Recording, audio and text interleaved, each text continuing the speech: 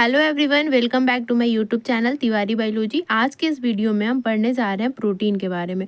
Protein एक large molecule होता है या फिर लार्ज मैक्रो मॉलिक्यूल होता है जो कंपोज्ड होता है अमीनो एसिड का। अमीनो एसिड का लॉन्ग चेन एक दूसरे से लिंक्ड होता है पेप्टाइड बॉन्ड बनाकर, वो हमारा प्रोटीन की फॉर्मेशन करता है। तो प्रोटीन एक लार्ज मॉलिक्यूल है जिसको हम मैक्रो मॉलिक्यूल भी बोल सकते हैं, जो कंपोज्ड होता है long chain of alpha amino acid. Alpha amino acid कहने का मतलब होता है कि जहाँ पे कार्बन एटम 4 अलग अलग ग्रुप से अटैच्ड होते हैं उनको हम अल्फा अमीनो एसिड बोलते हैं। अमीनो एसिड की डिटेल वीडियो मेरे चैनल पे अपलोडेड है, आप वहाँ पे जाके पहले अमीनो एसिड पे वीडियो देख सकते हैं। तो प्रोटीन एक लार्ज मॉलिक्यूल है या फिर मैक्रो मॉलिक्यूल है जो कंपोज्ड होता है अमीनो एसिड का लॉन्ग चेन से, और ये अमीनो एसिड एक दूसरे से लिंक्ड होते हैं पेप्टाइड बॉन्ड बनाकर। Protein most abundant organic molecule है जो कि ह्यूमन बॉडी में प्रेजेंट होता है। इसको हम पॉलीमर ऑफ अमीनो एसिड भी बोलते हैं। प्रोटीन बना होता है अमीनो एसिड का, इसलिए इसको हम पॉलीमर बोलते हैं अमीनो एसिड का।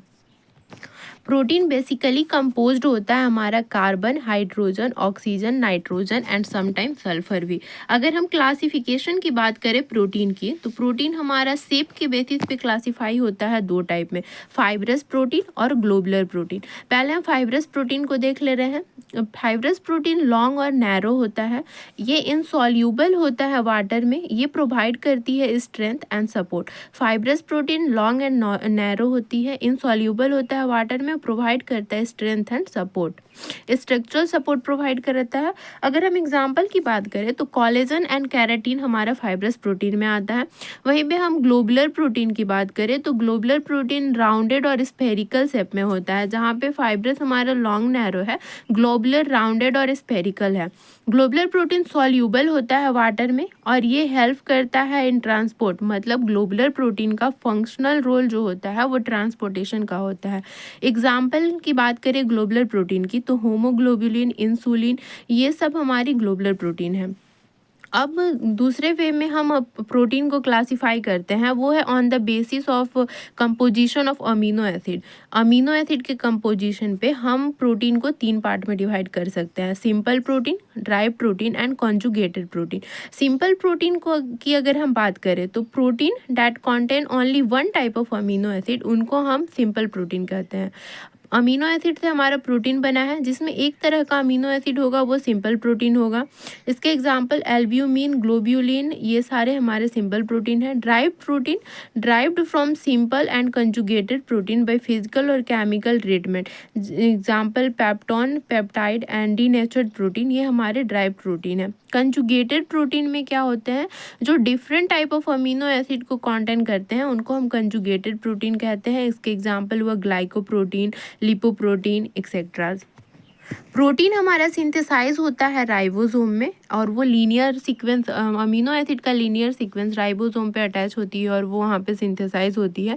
प्रोटीन फोल्ड होता है 3 डायमेंशनल फॉर्म में, जिसमें 3 डायमेंशनल फॉर्म में and having same for all molecule and is capable of doing catalysis. तो ये जो फोल्डिंग के बेसिस पे प्रोटीन क्लासिफाइड होते हैं, primary structure, secondary structure, tertiary और क्वार्टनरी, ये 4 स्ट्रक्चर में प्रोटीन फोल्ड होके होती हैं। अगर हम प्राइमरी स्ट्रक्चर की बात करें तो प्राइमरी स्ट्रक्चर हमारा लीनियर अरेंजमेंट होता है अमीनो एसिड का।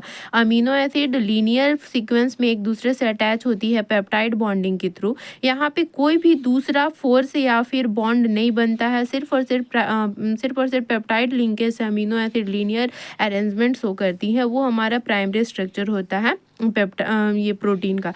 ये कुछ इस टाइप का प्राइमरी स्ट्रक्चर होता है। सेकेंडरी स्ट्रक्चर में अमीनो एसिड का जो लॉन्ग चेन होता है उसका इंट्रासेलुलर अरेंजमेंट होती है, जो एक दूसरे से ज्वाइंट होती है पॉलीपेप्टाइड लिंकेज बना के, उनको हम सेकेंडरी स्ट्रक्चर बोलते हैं। सेकेंडरी स्ट्रक्चर में intracellular arrangement of long chain of amino acid joint by polypeptide linkage is called secondary structure. Secondary structure mostly present होता है हमारा फाइब्रस प्रोटीन में। Secondary structure of protein are of flowing type. Secondary structure फिर further other type में divide होते हैं, जैसे helical structure हो गया, प्लेटेड सीट स्ट्रक्चर या फिर बीटा सीट स्ट्रक्चर हो गया, एक्सटेंडेड कॉन्फ़िगरेशन हो गया। अगर देखना चाहें तो है सेकेंडरी स्ट्रक्चर में प्रोटीन कुछ इस तरह से अरेंज्ड होता है। ये इसका हेलिकल स्ट्रक्चर हुआ, ये बीटा सीट स्ट्रक्चर है। Tertiary structure refer to the bending and folding of protein into a specific three dimensional shape.